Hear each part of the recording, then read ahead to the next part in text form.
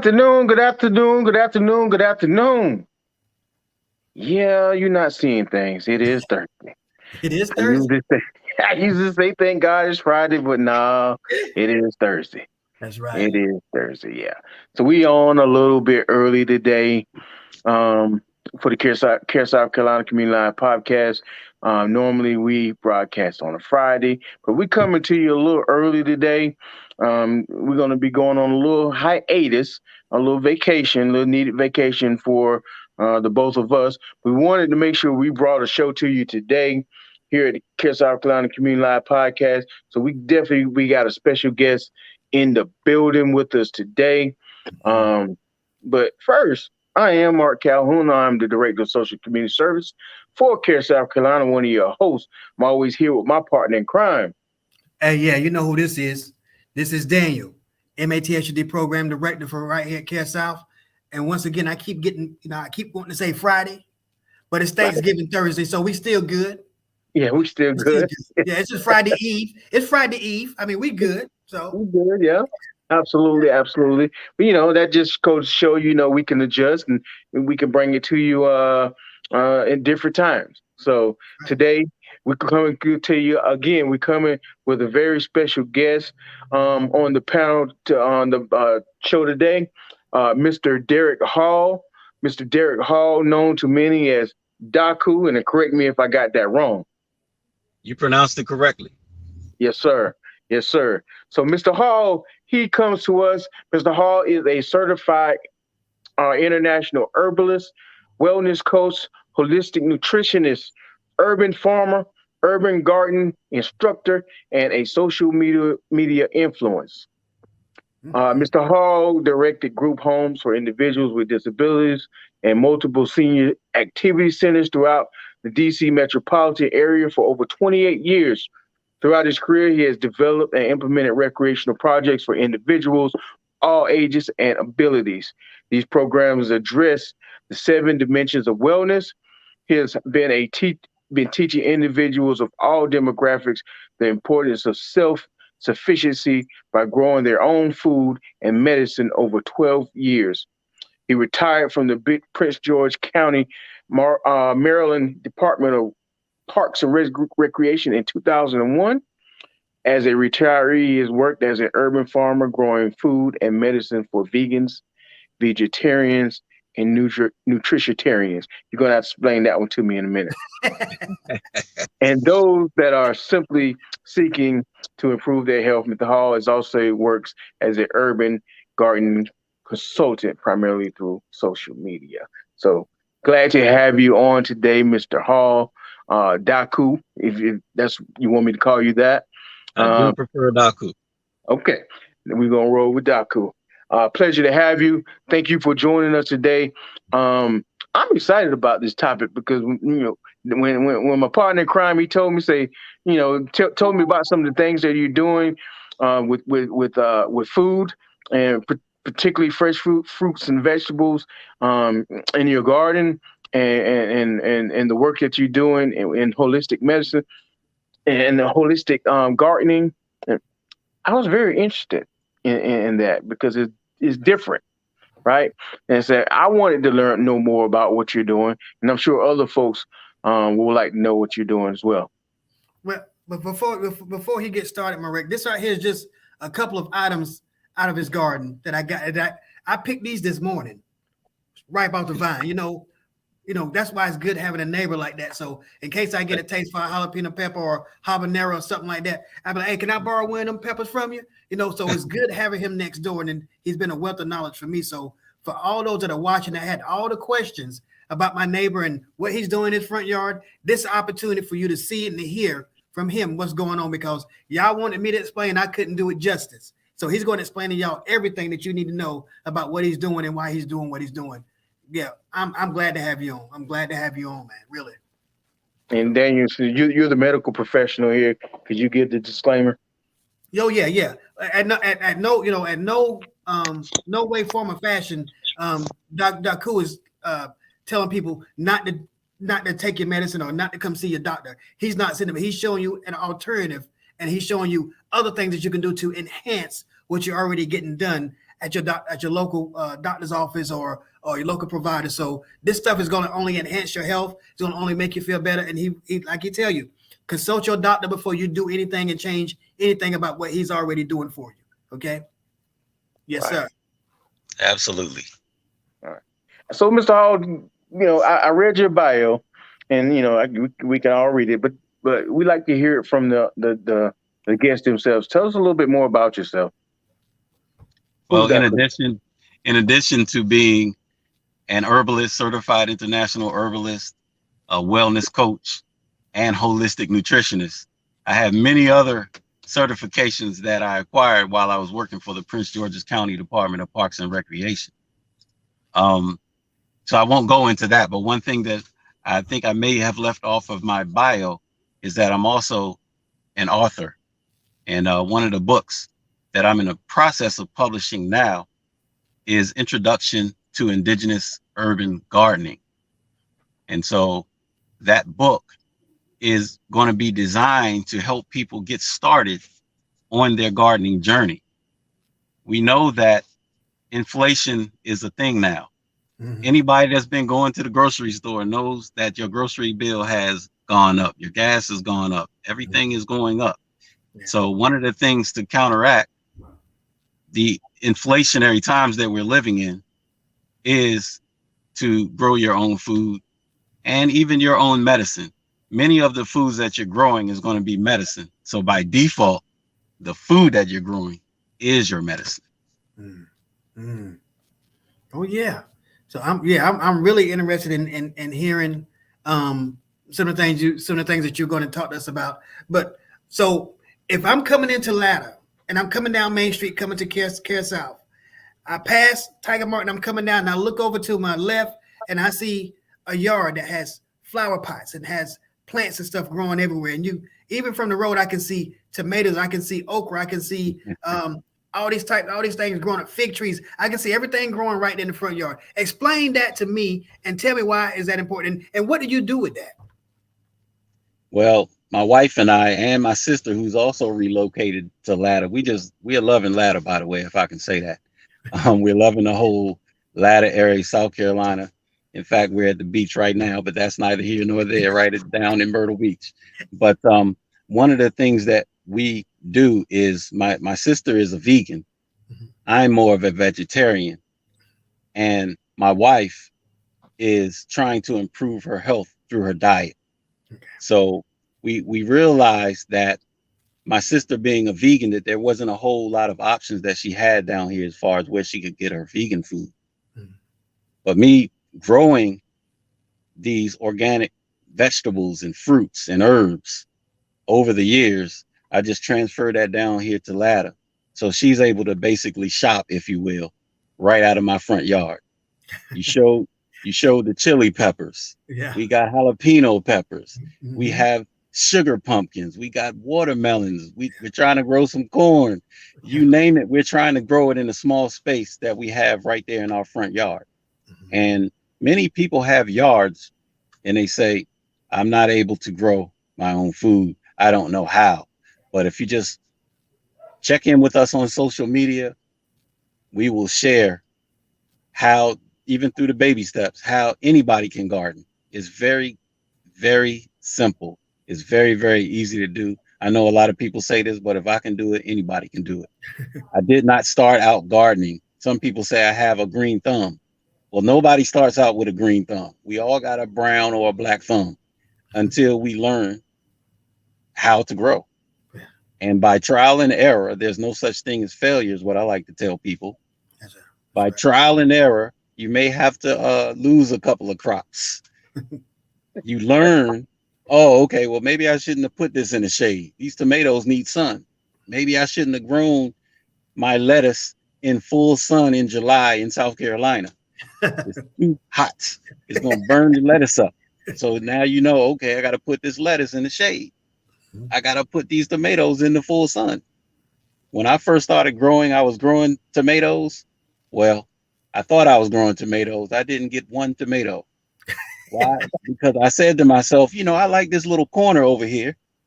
I'm going to grow my tomatoes in this corner of my garden. Well, that corner was full shade. Mm. Tomatoes can't really grow in shade like that. They need some sun to grow. So I had to learn by trial and error. Okay, next year I'm gonna have to move my garden, which is why it ended up in my front yard, because I get more sun in the front yard than in the backyard. The backyard, as Sean, Daniel, is full shade. Full shade. So many of the crops I started growing were in my backyard, but I noticed that they weren't flourishing, so I had to bring them out into the front yard. Mm. So I'm not trying to bring the property value down in any way. I always look at it as it increases the value of your property because of the types of fruits, vegetables, herbs, and spices and medicines that we're growing in the front yard. I know when I first met you and we was talking about your garden and talking about what you're doing, and I know that you said that you had, I think it was arthritis that you was dealing with, and then you were able, through your diet and through what you grew, able to get past it. Can you talk a little bit about that for us so we can understand that? So as we get older meaning, I know some people are like, I'm 35, I don't have nothing to worry about, but some people suffer from arthritis, the various forms of arthritis, including gout and the like. When they're in their mid 30s, they begin suffering from that, and they don't understand, why are my knees hurting? Your knees, in many cases, but again, always consult with your physician, are inflamed due to arthritis. Your hips, your fingers, your ankles, your back may be inflamed due to arthritis. There are many plants that, not just that we grow intentionally, but also grow as what many would call a weed, that actually treats, or I don't want to say treat, I don't know if I can say treat in this setting, but it is a remedy, some say a folk remedy, for arthritis and other types of illnesses. So while I was trying to recover from my arthritis in my knees, I walked with a cane in my 40s. I'm in my 50s now. In my 40s, for a very brief time, I walked with a cane. I said, I'm too young to be walking with this cane, so I got to figure something out. So I started experimenting with some of the weeds that was growing on my property, doing my own research to figure out which one of these plants and how many of these plants could actually counteract the effects of arthritis. Pastor can tell you, I don't think you've ever seen me with a stick or a cane or anything. Nope. I'm up and down. Yeah. I stoop down, I get up. I'm healthier now than I was 10 years ago. It's due to the fact that I'm growing my own food, which translates to medicine in some regards in my own front yard. Many of the crops that we grow have multiple edible parts. So this is to the gentleman on the panel here. How many do both of you eat sweet potatoes? Yep. Oh yeah. Oh yeah. So do either of you eat sweet potato greens? Nope. No. Most people don't even know that you can eat sweet potato greens. Sweet potato greens are the leaves of the sweet potato. We don't get that in the grocery store. Exactly, and you won't get that in the grocery store. The only way you're gonna get the greens is if you grow it yourself. And once they start growing, they really grow like a weed. They can take over an area. It's leaves everywhere, and they're a superfood. They counteract many of the negative health issues that we are dealing with. So just doing something as simple as swapping your greens out. Some of these greens don't grow naturally in the summertime, but guess what does? Sweet potato greens love the heat. You don't have to babysit them much. You can set them and forget them, and they'll grow all over the place. If anything, you're going to have to trim them back because they're going to take up too much space. So you have plenty of food in which to grow that grows right there on your own property. I've noticed. Go ahead, Marek. I'm sorry. I was just going to ask. So, what do they taste like? What do they liken to? So, I have a confession to make. I'm really not much of a foodie. Okay, I got you. So it's very hard for me to say that because everybody asks me that, and so some would say though, it has a slightly sweet taste, almost like the taste of a sweet potato, Okay. except it confuses people because it's a green. Hmm. You have other plants that are green. I do all the leafy green vegetables that taste like lemons. And people will wonder, well, how does this green taste like a lemon? I'm Right. referring to lemon balm, and there's lemon grass, and there's all types of other lemon plants that have the fragrance of a lemon or even the taste of a lemon. Also, if we go over to, stop me if I'm talking too much. No, go ahead. Okay. No, go ahead. If we, most people like or have tasted at least blueberries, but most people don't know that the leaves of the blueberry bush contain up to 31 times the amount of antioxidants as the blueberries themselves. Oh wow. Yeah. Up to 31 times the antioxidants. So when people are trying to grow blueberries, they're like, oh man, the birds are eating up all my blueberries. And I don't blame them because they taste good. But what the birds don't eat, they don't eat the leaves. They won't eat your leaves. And those leaves are going to give you more antioxidants than the blueberries could ever imagine of giving you. So any other questions? I can go on and on. Yeah, I know we talked a while back, and so what you're doing is so non-traditional for where we live, because we think that a yard's supposed to be manicured and everything. We cut up everything and we throw things away. And you was like, man, a lot of times when you cut the yard, you're cutting away, you're throwing away a bunch of food. You're throwing away a bunch of things that can actually benefit you health wise. And I think we were through colonization and through European influence, we brought in the manicured yards when that was not the case before. That people grew what they wanted in their yards without having a traditional garden with rows, and I got peas over here, carrots over here. Everything just grew voluntarily. What it's called voluntary vegetables. And so things just grew wherever they grew, and people harvested where it was. And so to look at your front yard, it kind of takes you back to those times, but you did it in a more civilized way by putting things in pots. But it kind of takes you back to where people used to walk out their front door and get their meal and walk back in the house. So I when you told me that, I'm like, I wonder how much stuff I done cut up and threw away that I could have been using to benefit me, health wise. It could have been accentuating what I'm doing with my provider.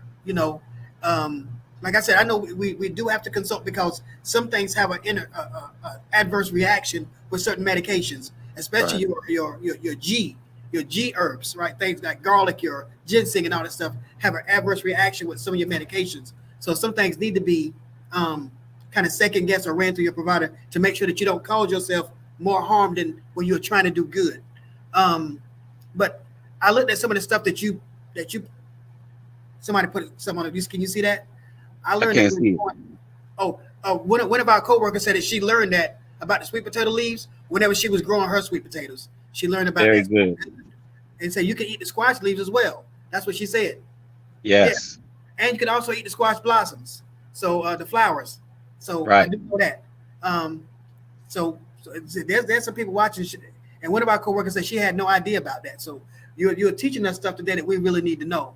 When I look over there, I'm a pepper person, right? So I always look and I can always sniff peppers out. So when I was leaving his yard, I was like, can I get a couple of these, right? And I looked over my left shoulder. He has some nice jalapenos just coming in, my Rick. He's gone this weekend. So somebody got to tend to them jalapenos. So what I might do, I might go ahead and take those out the bush to make sure nobody don't get them.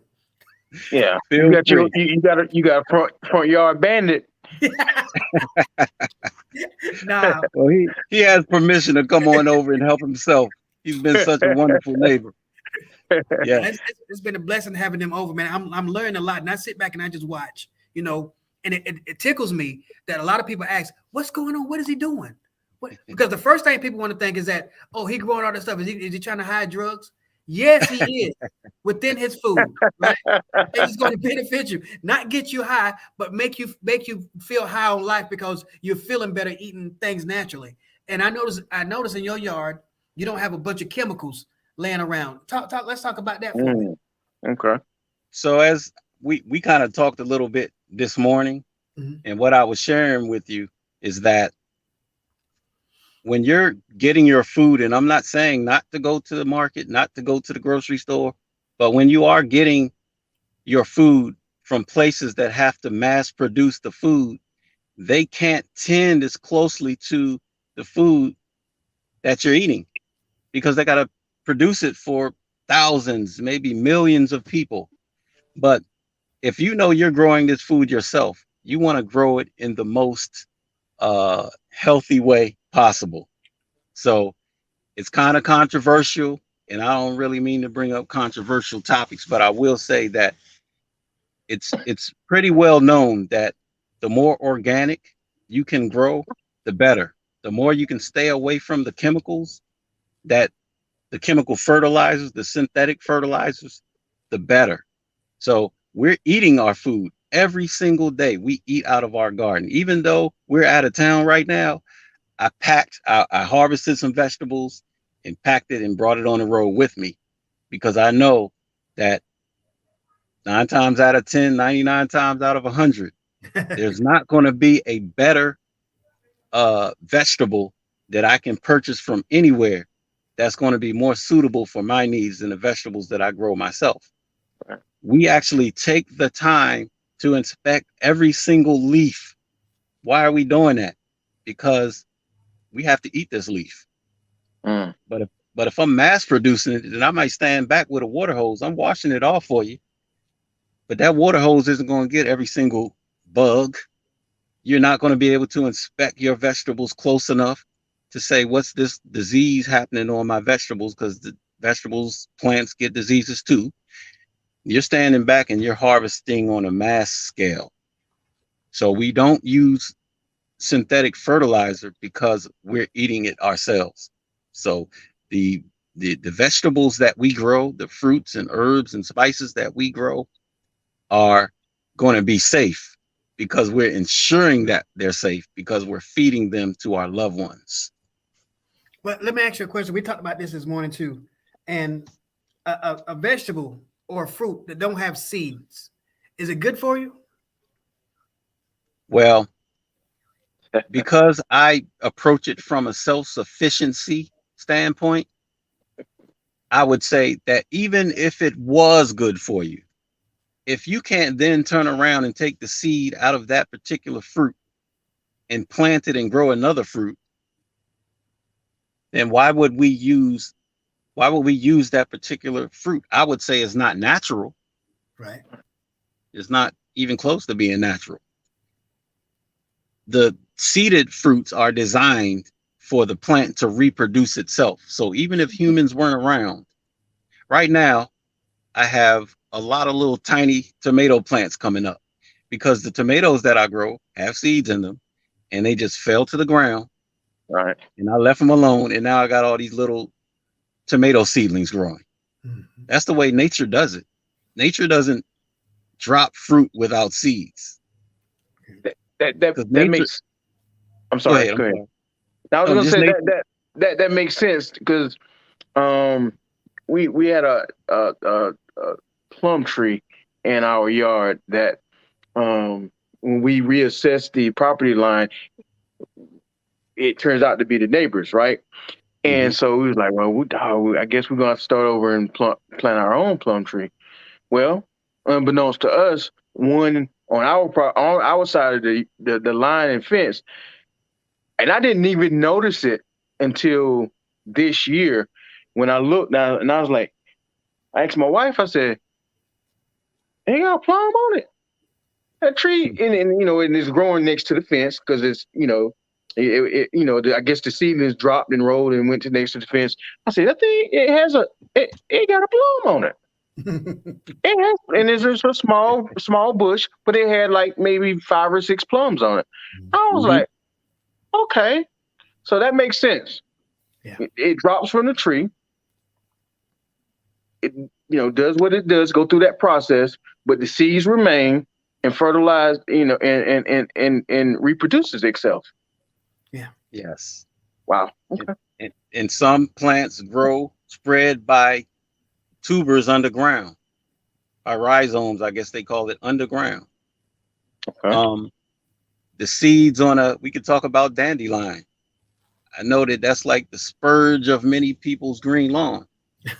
But the dandelion root is a blood cleanser. It's good for liver health. I mean, I don't want to go into too much, but I always tell people to do that. Do your own research. If I say dandelion is good for you, that's the flower, the leaf, and the root. Now take what I'm saying, go back and do some research on it. And then when you find out how valuable it is, we got to ask ourselves, why are we cutting nature's medicine? I'm sorry, I know y'all at work, but God's medicine down.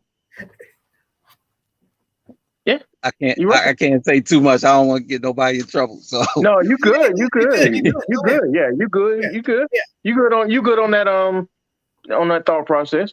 We good. It's God's nature. That's right. Yeah, absolutely. And actually, a lot of the pharmaceutical companies kind of mimic what God is already doing with certain drugs. So they're using some of those things, but they incorporate other things too. But for the most part, most medications are based off of what's already been put here naturally, and then enhanced through chemical compounds and complexities that kind of, whatever. But I'm learning that nature. Well, I remember this. I remember growing up, and as it turned cold, change of season from fall to winter. My grandma used to tell us, go out in the woods and grab me some, look up in that tree and go to the top of that tree or the middle of that tree and get me some pine needles and some green pine cones. Right? Like, what's she gonna do with that? And she would start steaming, she would start boiling water in the house. And she would put those pine cones and those needles in the sink and wash them off. And then she would take them and transfer them in the pot and cover it and just leave it, let it simmer. And then maybe an hour or so later, you come to the house, smell like pine sol, but there was no pine sol, right? So it's a fragrance. But then she would filter that broth off of those pine needles and that pine cone and put it in a pitcher and add some raw honey to it and a lemon and put it in the refrigerator. And then when somebody started coughing or started sniffling during the winter, we would get a cup of that. She would heat it back up and we would drink it warm. And then surprisingly, your nose opened up, all your, everything that supposed to run out one way or the other, right? But it was beneficial. It was good for you. And we hardly ever had colds because we had pine needle tea. So, it's stuff like that my mind always go back to. I never saw my grandma go to the drugstore, right? But she always had medicine in the house. Go take a little bit of that right there. Go take a little bit of this, right? Mm-hmm. And we was talking this morning about the life expectancy of people, how we feel like we're living a whole lot longer now than our ancestors. But we thought about it. We're not, because my grandfather, who was in his 60s and 70s, had his dad living with him, who was 106 years old, who was still tending the goats, right? Still walking every day, So we're not, but they ate things straight out of the, free range chickens, hogs that they fed, natural corn to, and none of these preservatives. They weren't getting no shot, or they weren't getting antibiotics, or they were just growing them and feeding them. That's right. It's natural for you. So now everything is GMO, genetically modified, right? We can have an egg today, and 3 weeks from now, we got a full-grown chicken. Right. And so growing out, and you made it possible. You made it possible for me, in my mind, for me to have my own little garden wherever I want it and plant whatever I want, and I can plant it up off the ground. If I'm afraid of the ground, then I can plant it up off the ground. I can build my own little box. So so it's important. What you're doing should pave the way for people to understand that you don't have to have a whole big field or a whole big area in your yard to plant a garden. As long as you got some pots in the space, then you can have some fresh fruits. I remember when you first got down here, you was like, "Yeah, man, me and my wife got to bring you over some salad. We just got some salad at the yard." I'm like, "You got salad at the yard?" We didn't have quite enough for y'all, so we had to look out for ourselves. Y'all had to fend for yourself. No, he didn't say that. He said the next time I get enough, he said, "You guys want some?" He said, "We'll do that." But every day they go in their yard and they get what they're going to eat out of their front yard. So imagine economically, that's beneficial to them. And then you grow your own stuff, so you know what's in it. So that health-wise, that's beneficial. And then you knowing what those plants have on the inside of them that could benefit you deeper than what we can see. Right. That's another benefit to it. So that's why I wanted you on today, man. Really, because I want people to know. So not only do we know what's in it, we know what's not in it. We don't have a clue as to what is in the fruits and vegetables or not in them that we're getting from the store. That's right. And if you're old enough, you can go back if you really have a memory of what the fruits and vegetables tasted like. Many of them even taste different. And that may not even be due to it being GMO. Sometimes it's just that we have depleted the soil. Mm-hmm. We have robbed the nutrients out of the soil. And the plants are only as healthy as the soil is. Right. So all this ties like even back into how are we taking care of the earth? Are we throwing our trash on the ground? Or are we taking the time to go put it in the garbage? Are we recycling? Or are we just throwing our plastic all over the ground? And eventually that plastic will break down. The plastics will leach and go into the soil. Mm-hmm. And the plants' roots will take a lot of that stuff up. So one of the reasons that we grow in containers is because we don't know what's in the soil. If you don't know what's in the soil, okay, we'll import our own. And we'll create and make our own soil and own compost. So we determine the value of those plants. But to go back to the pine needles that you were talking about, I'm not sure if you mentioned it or not, but the reason why they're so effective as a remedy for colds is because they are jam-packed with vitamin C. I always say again, please go back and do your research because there are some pines that we shouldn't be ingesting, like the ponderosa pine. But so when you ever always do your research before you ingest anything out of your yard. Yeah. Yeah. We talked about the dandelion, but there's some things that may resemble a dandelion. It's not a dandelion. Unfortunately, most of the stuff that resembles the dandelion is also edible and medicinal. So just imagine how many natural weeds and vegetables are we just mowing over and replacing with the green lawn, which really is just a status symbol. The status symbol is that I don't have to produce this for myself. This was British aristocracy and European aristocracy that said, I'm royalty. I don't have to produce anything for myself. Therefore, as you come up to my property, to my castle, to my domain, nothing but grass. I have the paupers. I have those poor people and the servants to grow my food for me. That's the origin of this idea of a green lawn. Meanwhile, we're cutting down our medicine and our food. Yeah, so you got me every time I get on my lawnmower now, man. You have me looking. You know what I'm saying? You have me looking to see what I'm cutting down. Like, man, can I eat that right there? You know, I noticed. I've been noticing the past month or so that I have a lot of big mushrooms growing in my yard. I know it's once where usually mushrooms grow where there used to be a tree and it rotted, and now all this nutrients went into the soil, and now you have a perfect pH because you can't grow mushrooms without perfect pH, and you got that's perfect soil. So I know that my soil is probably good for growing. If you got mushrooms like the mushrooms that come up in my yard, man, I probably can grow. Probably anything I want right now. But it's just you have me looking at things totally different, and I appreciate having you next door because you added value to me.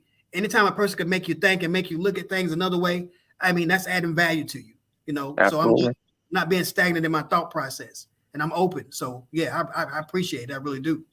Yes.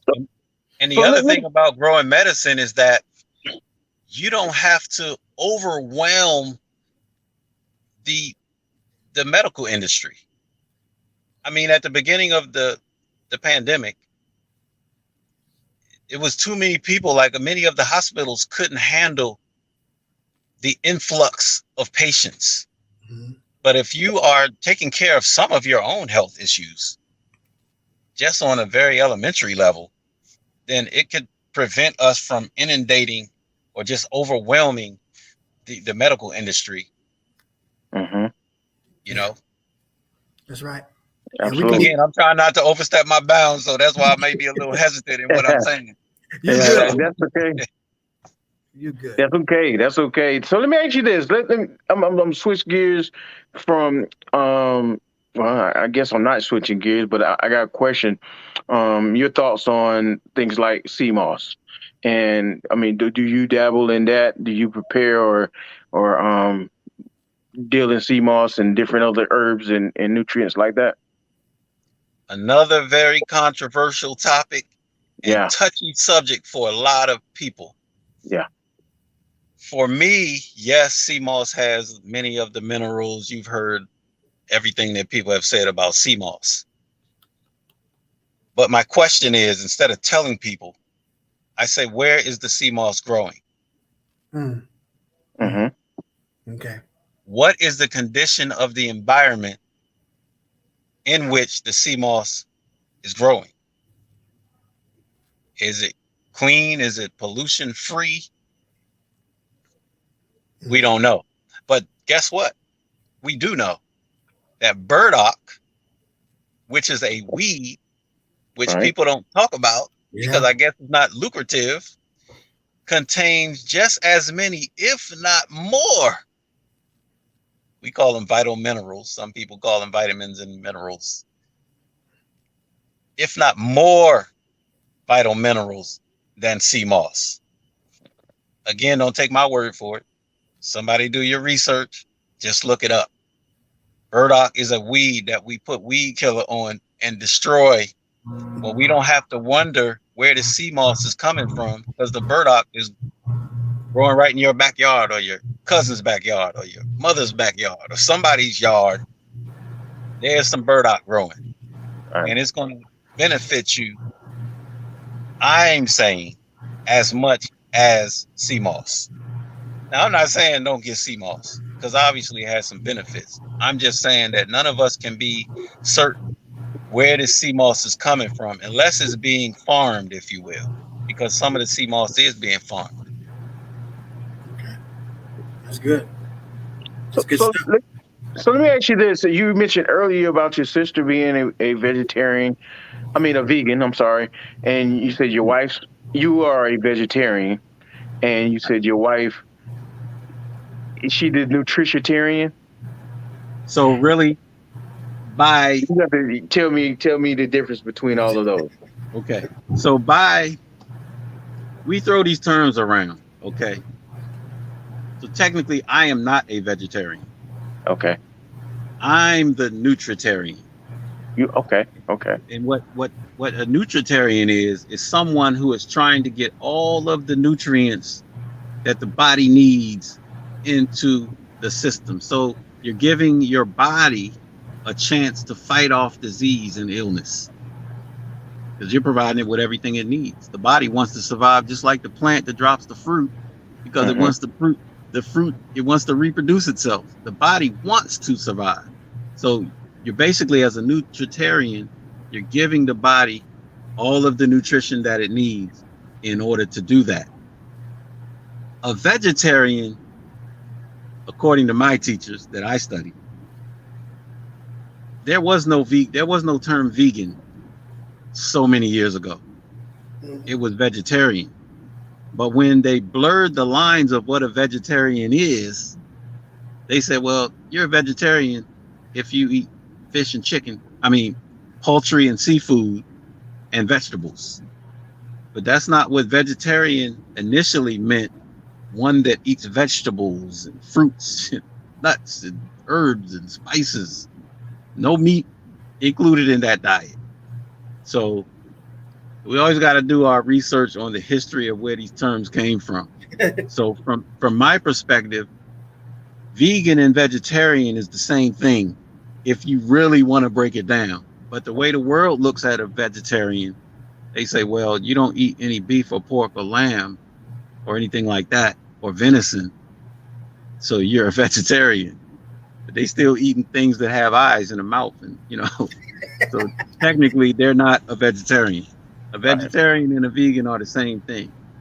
A nutritarian will get that nutrition from wherever they can get it from. Okay. So you hear people talking about this, the need for protein, but the body only needs so much protein. So whenever anybody tells you, okay, stop eating meat, they say, but where am I going to get my protein? According to Dr. Milton Brunson, I think that's his name. Google his name. He will tell you, and he's shared this with the world. All protein comes from plants initially. So the question should be, where's the cow getting their protein from? Cows don't eat meat. No, they don't. That's true. That's Right? true. I ain't That never is so thought true. that. Yeah. That is so true. So wherever they getting their protein from, that's where we get our protein from. Or we can eat the cow. I mean, it's up to you, but you don't know how the cows, you don't know how many injections are going into the cow, if it's genetically modified cow. You don't know any of that unless you're growing it yourself. And most of us are not raising cattle. So, can you grow me a steak in the front yard? Did you say can you grow a steak in the front yard? Yeah, can you grow me a steak in the front yard? That'll be an anorexic cow. I certainly don't have enough for it to eat.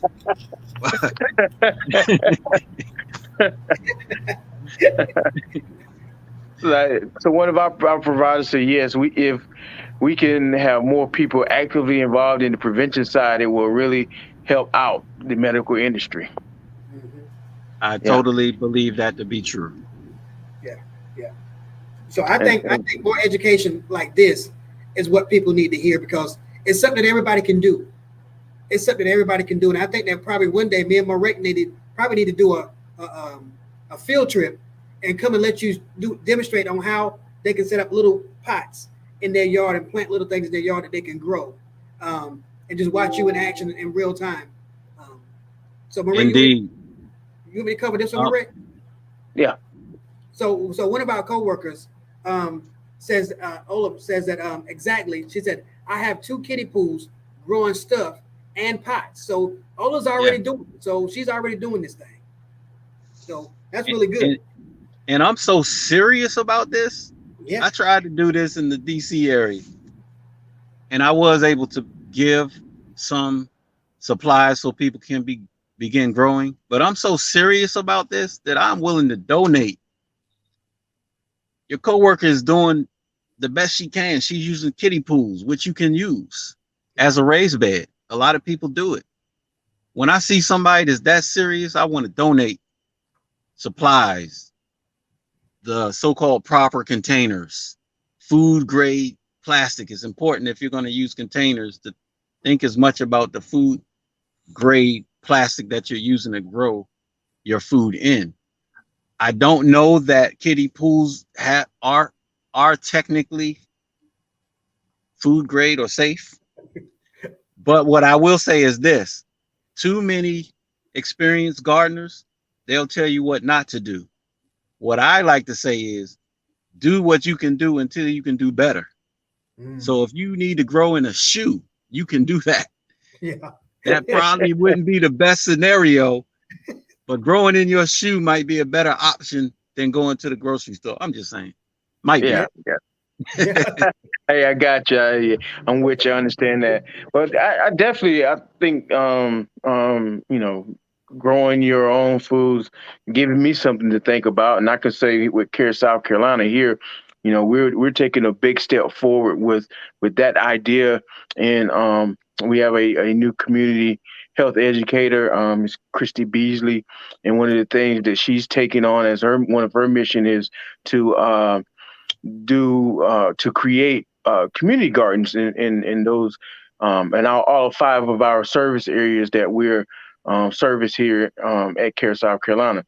So the first one actually started this past week at in Society Hill. We're doing the raised bed gardens over in Society Hill. So at some point we will be migrating over into the latter area in CareSouth Carolina to resurrect a community garden, and we will love to have you join us and just share some of the information that you've obtained. And she comes over from Clemson Extension, as where she previously worked as a certified nutritionist and gardening as well. And she's certainly been a godsend in that respect. And so be on the lookout. We're coming that way, and we'd love to have you, join us and helping us create a more healthy community with that community garden. I would love to participate in any way or support in any way I can. Absolutely. Absolutely. Hey, this has been great, man. I've Yeah, learned a lot. yeah, yeah. I've learned a lot. I really have. Things I did Yeah. not know. Some things I kind of thought I knew, but now I knew different, no different. You know what I mean? And I know what you gave us today is the whys, right? Mhm. You gave us the whys. Why do we do this? Why is this important? You know, you gave us the whys and some things to think about. Absolutely. Yes, definitely. Yeah, Yeah. absolutely. If you don't mind me saying something, first of all, thank you for the opportunity to share with you whatever little knowledge that I do have. Thank you for the invitation. Um, I usually don't um, do these types of settings. I don't do podcasts usually. I've been invited to many, but I like the idea, as Daniel was saying, of people coming by so I can actually show them. Right. The talking is very important, but also the doing and the showing how it's done and why it's done in person so that people can get a visual of the process. Right. If that makes sense. So Absolutely. I Absolutely. I'm definitely open to maybe setting that up one day. Okay. Absolutely. Absolutely. Absolutely. That sounds like a wonderful idea. Yep. Yep. Yep. So Sounds like a I one. appreciate you. I really do. I appreciate you, man. Really do. I definitely appreciate you too. You don't know, words can't even express at this point. When I first came to South Carolina, you were the welcoming committee, the hospitality committee. I said, man, I'm gonna love living down there if everybody's like him. So yeah, I really appreciate you. Thank you so much. Oh, no problem. No problem. Which part of Maryland did you live in? I I just know you said was on the so Maryland. A lot of times when people think about Maryland, they think in terms of Baltimore. Baltimore. Yeah. So Hmm. there's a Baltimore side of Yeah. things, and then there's a DC side of things. That's why I Right. always specify the Washington DC area because while the two cities are very close, Washington DC metropolitan area is one area, and the Baltimore metropolitan area is another. So I'm on the DC side of Maryland, if you will, Prince George's County, which has Gotcha. which is very interesting in and of itself. Right. But that's a topic for another time. I spent a lot of my summers as a young man, um, a lot of my summers in Landover. Oh, Um, so you know that's Prince George's yeah, County. yeah, with my aunt, yeah, they lived in Landover, so they're in Bowie now, but they spent most of their years in Landover, and I used to go visit. My whole summer, it's been in Landover. She drove cabs, so she had me all over the place in D.C., Maryland, Landover, and all that area. So that's why I was just wondering which area you were in. So yeah, Yeah, I'm definitely. more Mhm. very close to the Southeast DC border. Gotcha, gotcha, gotcha. So listen, thank you for being with us today.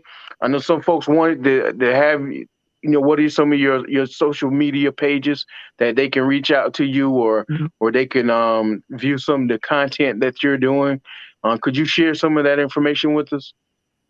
Well, the one that I will share with you, because the other ones may be a little too controversial, but is TikTok. It's Daku DAKU 4907.